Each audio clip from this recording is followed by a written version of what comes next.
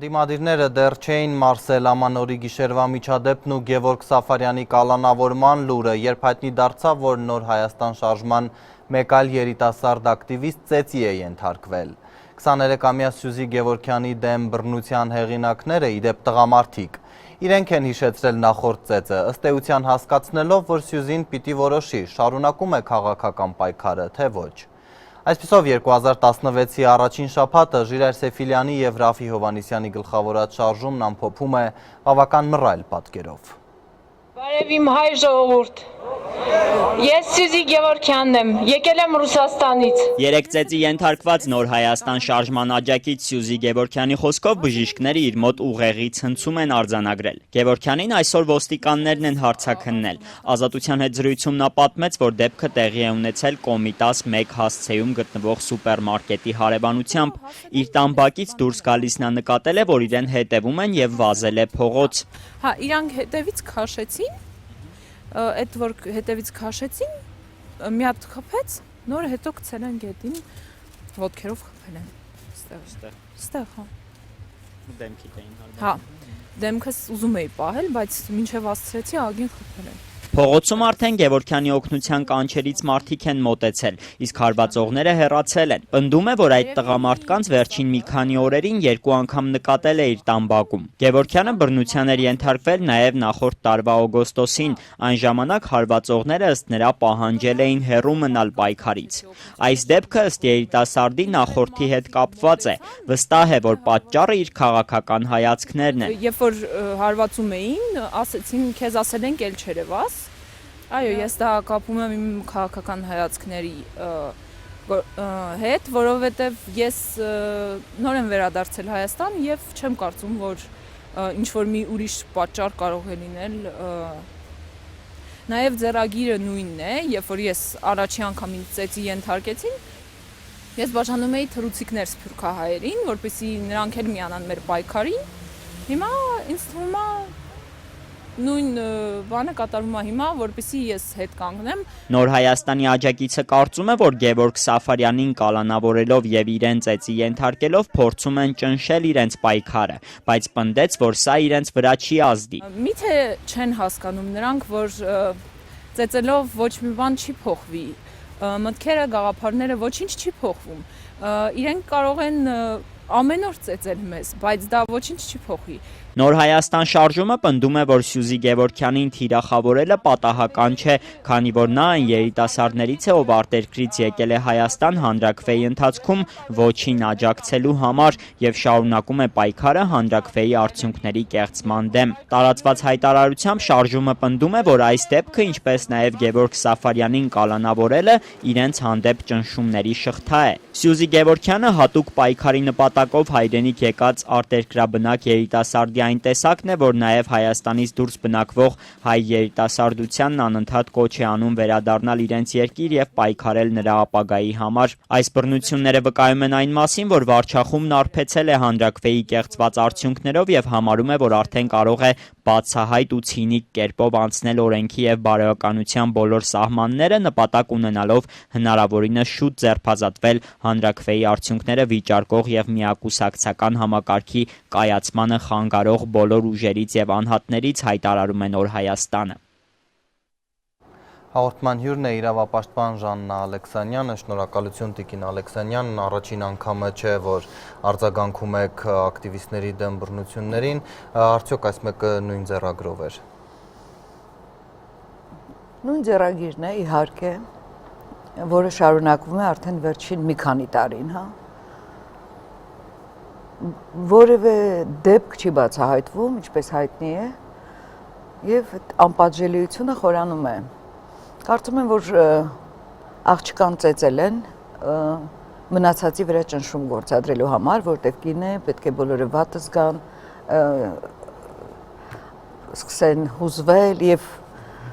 նախ ակնհայտ է, որ ծեծողը ոստիկանական բանդաներն են, որոնք որ ինչպես խոստովանել էր ոստիկանապետը, կարծեմ անցյալ տարի, որ հատուկ ինչ-որ ջոկատներ ունի ստեղծած, որևէ մեկը ինչու պետք է ծեծեն այդ աղջկան։ Այսինքն ինչ պատճառ կարող է լինել ծեծել այսպիսի մաքուր, գրագետ աղջկա, որն իրոք լուսավոր Հայաստան է երազում։ Եվ այս ակտիվիստների պարբերաբար ծեծը, որը ոստիկանության միակ միջոցն է, կամ անթաքույց է ծեծում, կամ այսպես բանդաներով, վկայում է, որ որևէ դեպք, եթե թող բացահայտեն, այսպիսի կարծիք չի ձևավորվի։ Եթե նրանք կրկնակի անգամ են սպառնալիքներ եւ ծեծի ենթարկում, նշանակում է սա թիրախավորված է իրոք, ինչպես պնդում է Նոր Հայաստանը, եւ ուրեմն չէ, եւ այդ ռեակցիան, որ ծեծի, չէ, արտառոց դեպք է, աղջիկ են 23-ամյա ծեծել, եւ որևէ ոստիկանությունը օլիմպիական հանգստության մեջ է, հիմա ինչ որ ինչպես մյուս դեպքերում գործողություններ են անում, մի խոսքով ոչ մի նոր բան չեմ կարող ասել ոստիկանության մասին։ Սրանք հեշտ բացահայտվող գործեր են տիպում։ Իհարկե, եթե ոստիկանությունը իր ապաշնորհությամբ այսպես աչքի է ընկել, որովհետև որևէ մի դեպք չի բացահայտել, ել չեմ ասում, որ այդ կասկածները խորացան, որ հենց ոստիկանությունն է կազմակերպում այդ ծեծերը։ Գիտեք, այստեղ շատ տեղին է այն խոսքը, հա, իշխանությունը այլասեռություն է, բացարձակ իշխանությունը, բացարձակ այլասեռություն է։ Սա ոստիկանությանն է վերաբերում, որը անպատժելի է, այսինքն նրան որևէ մեկը չի ասում, ես ինչ է կատարվում, ինչու չեք բացահայտում, ասենք շեֆը, Սերժ Սարգսյանը, չգիտեմ, կառավարությունը, այո, որևէ կերպ չկա եւ